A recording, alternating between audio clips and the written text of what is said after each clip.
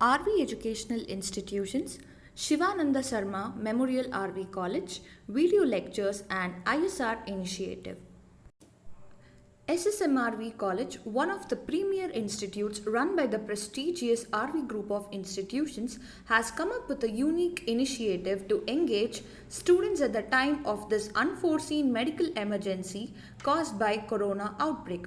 As a socially responsible institution, we would like to connect academically with students to make good the losses caused. In this connection, I, Professor Divya N. of Department of Business Administration, has posted a video on the subject International Finance, and the topic is Methods of Payment in International Trade. Kindly watch the video till the end, like and share with your peer groups, and subscribe to our YouTube channel. International trade refers to the exchange of goods and services between countries. When it refers to exchange, it means there is a payment involved and a delivery of goods being involved. In the entire video, whenever I mention the word exporter, the person is none other than the person who is selling the goods, and the importer is the person who is purchasing or buying the goods. Hence, in international trade, there is no point in exporting if one don't get paid for their products. Therefore, it is very important to select the appropriate payment method to minimize the payment risk while also accommodating the needs of the buyer. When it comes to the trading of commercial goods, there is always a certain level of risk and trust involved. Whether you are a buyer or seller, you're bound to be exposed to some risk when dealing with international transactions.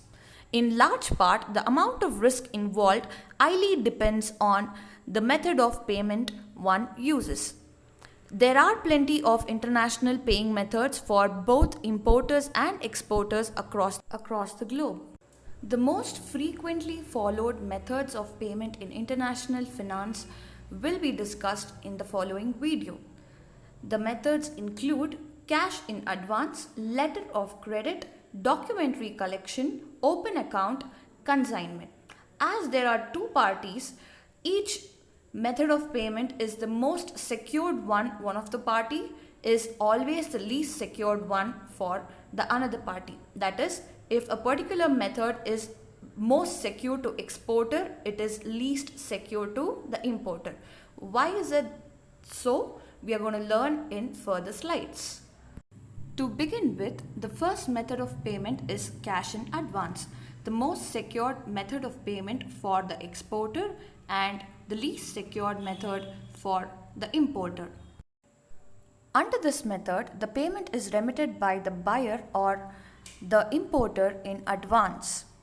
Generally, such payments are made on the basis of a sample receipt and its approval by the buyer himself. The clean remittance is made after accepting the order but before the shipment through banking channel. In simpler terms, this is the method under which the seller receives money in advance or the payment in advance and ships the goods later. The transaction between the exporter and importer is very much direct. There is no third party or any commercial bank being involved. The importer has to make the payment in full for the exporter to ship the goods. And at the end, it is one of the most inexpensive methods of payment under international finance. Different ways to make cash in advance payment include wire transfer, credit card, escrow service, and payment check. A wire transfer is transfer of funds done electronically across a network of banks or transfer agencies around the world. Senders pay for the transaction at the remitting bank and provide the recipient's name, bank account number, and the amount to be transferred. In the given image, one can easily understand how does wire transfer work. There are two parties involved that are sender and the receiver, and three institutions involved, that is the remittance service provider, local bank and correspondence bank. The process starts with sender entering all the bank and receiver details with the remittance service provider, in return receiving a deposit slip. Then the sender submits wire transfer form to initiate the transaction with the local bank. Then the local bank transfers the funds to its correspondent bank. On receiving of these funds from the local bank, the correspondent bank remits the same to the remittance service provider. At the end, the remittance service provider will transfer the money to the receiver and receiver gets the money. Under the credit card way of making cash payment, the credit card user or the customer or the card holder swipes his credit card on the merchant's business swiping machine or enters the details of his card on the merchant's business site. On doing so, through the internet connections, the information is transferred through a payment gateway which reaches the merchant bank's processor. The merchant bank processor in return transfers the same information or the transaction information to the credit card interchange. The credit card interchange in return transfers the same information to the credit card issuer. The credit card issuer checks through all the information that has been transmitted and reverts with the acceptance or approval to the credit card interchange.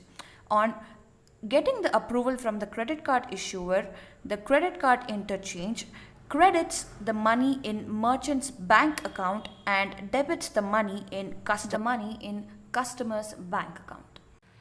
The next method or way to make cash in advance payment is through escrow services. Escrow service is where a escrow service provider accepts the payment that is supposed to be done by the importer to the exporter on a future date for safekeeping. In detail, the steps involved in this process are: buyer and seller agrees on various terms and conditions. The buyer gives funds to the escrow service provider. Then the seller ships goods or services which will later be accepted by the buyer. Then on informing to escrow service provider about the acceptance by the buyer, the escrow service provider remits the money to exporter or the seller.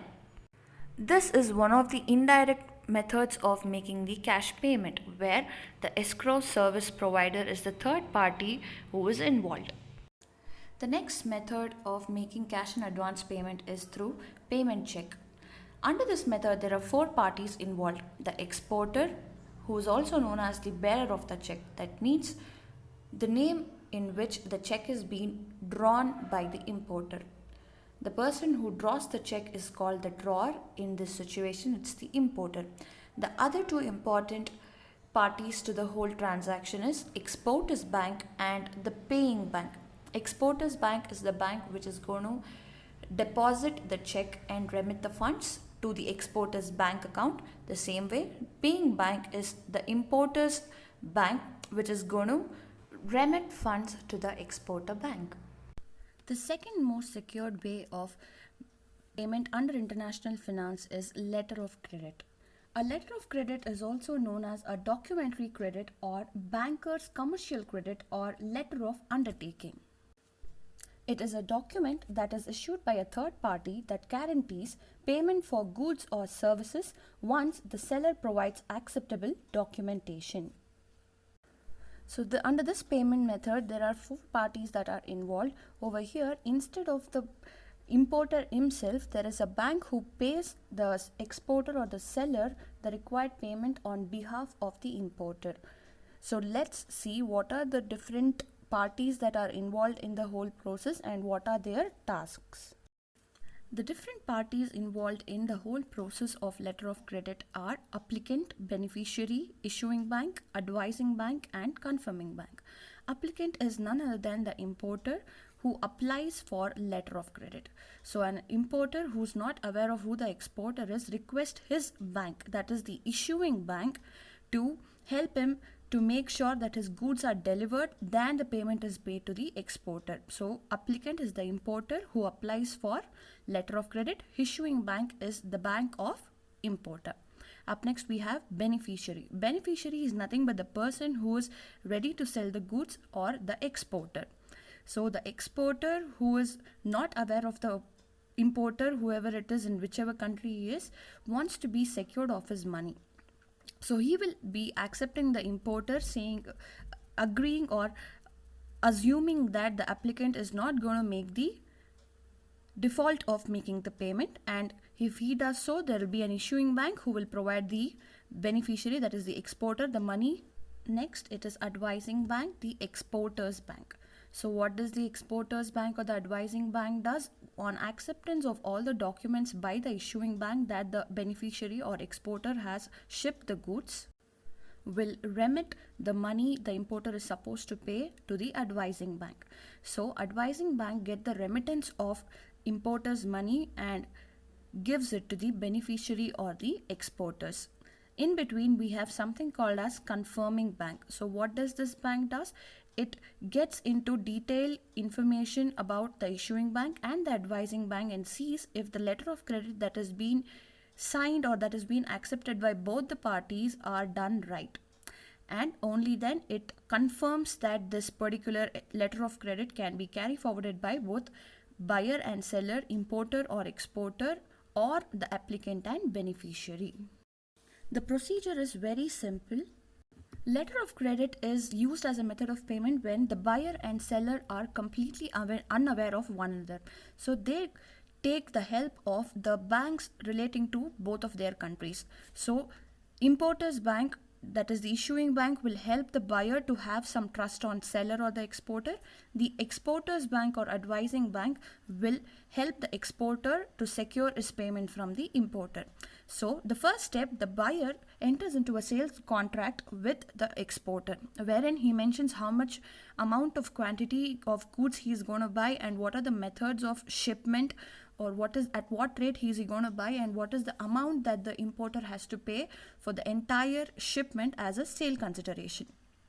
Next step, after getting the signature or signing the sale contract by the exporter, simultaneously the buyer sends or applies for letter of credit with the importer's bank.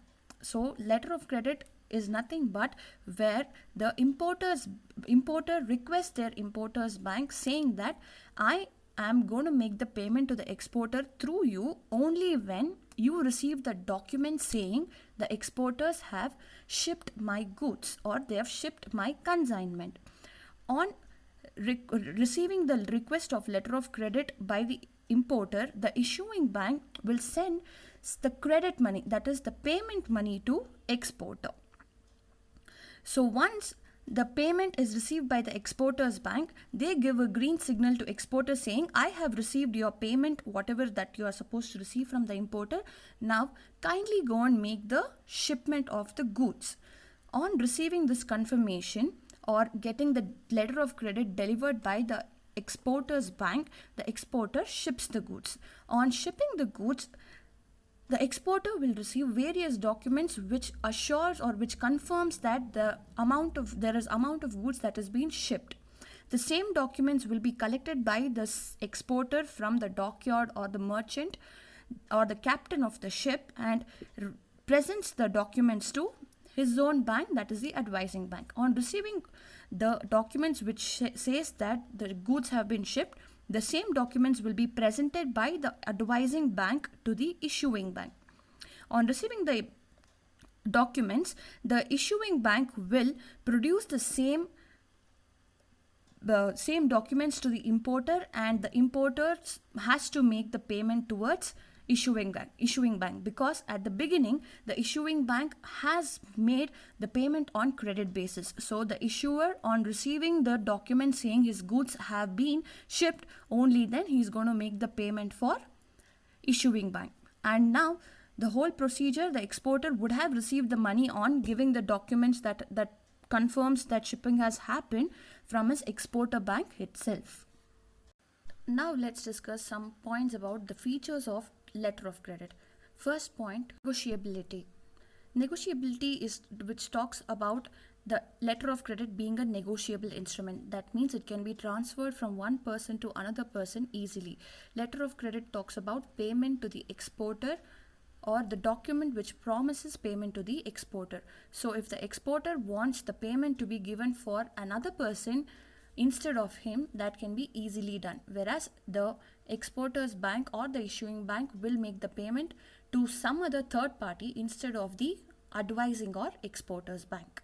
Second feature is revocability, which talks about any party in the whole process can cancel the letter of credit with the permission of issuing bank. So if there is any cause or anything in the whole procedure is not not performed by either of the parties, then the letter of credit can be cancelled or revoked. The next point is transfer and assignment, which talks about the beneficiary or the exporter who's been benefited by the letter of credit to use this as a document or use this as a promise to pay someone else or his creditors to make an assurance that payment will be done once this letter of credit receives the money. And the last point talks about sight and time drafts. So the letter of credit demands payment through two features, that is sight or time. A sight draft is paid when the letter of credit is presented, and the time draft is paid after a certain duration of time.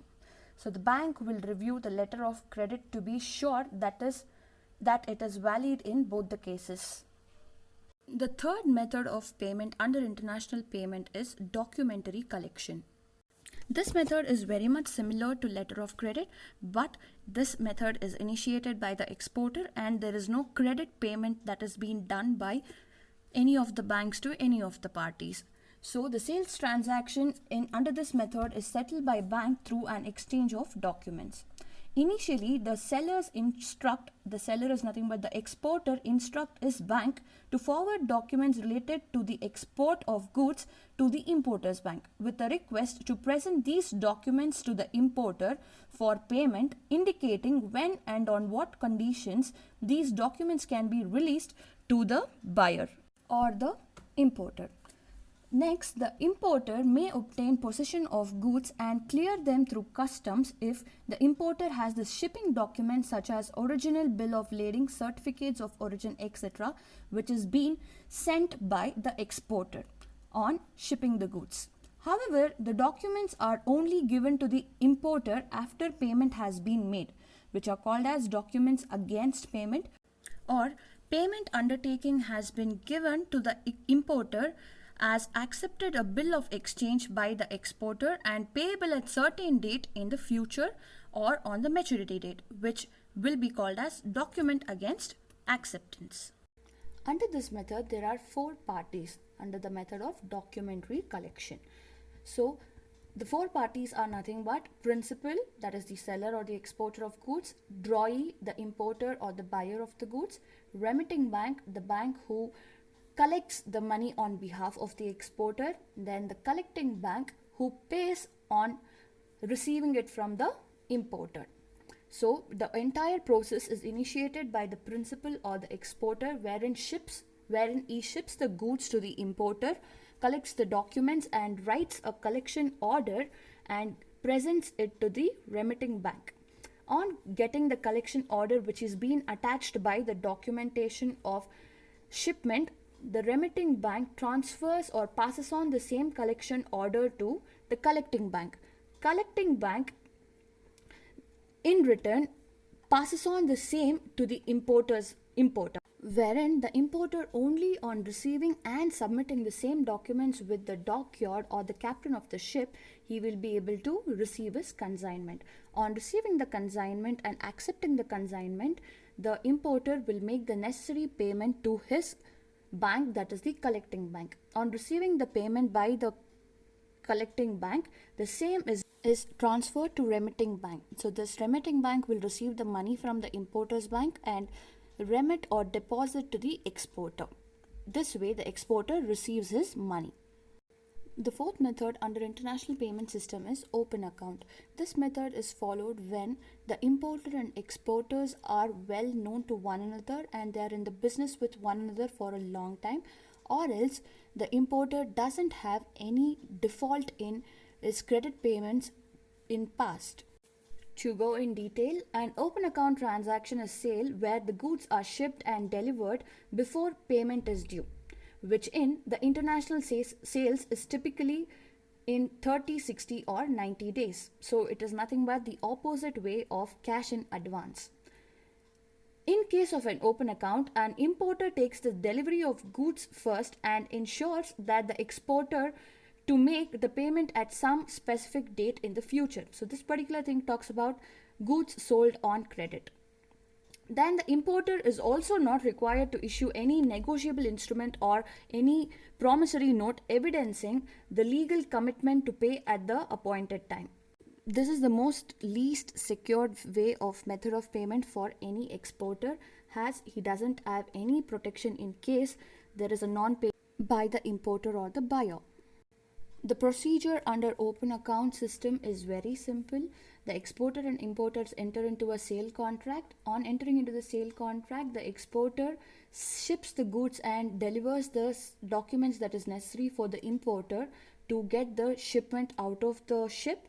Then the importer, on receiving the goods from the ship, he will directly make the payment to the exporter or to his bank, that is the exporter's bank, or the importer will request his own bank, the importer's bank, to transfer the funds to exporter's bank. In return, the exporter bank will transmit it to the exporter. The last method under methods of payment is consignment, the most secured method of payment for any importer and most insecure for any exporter.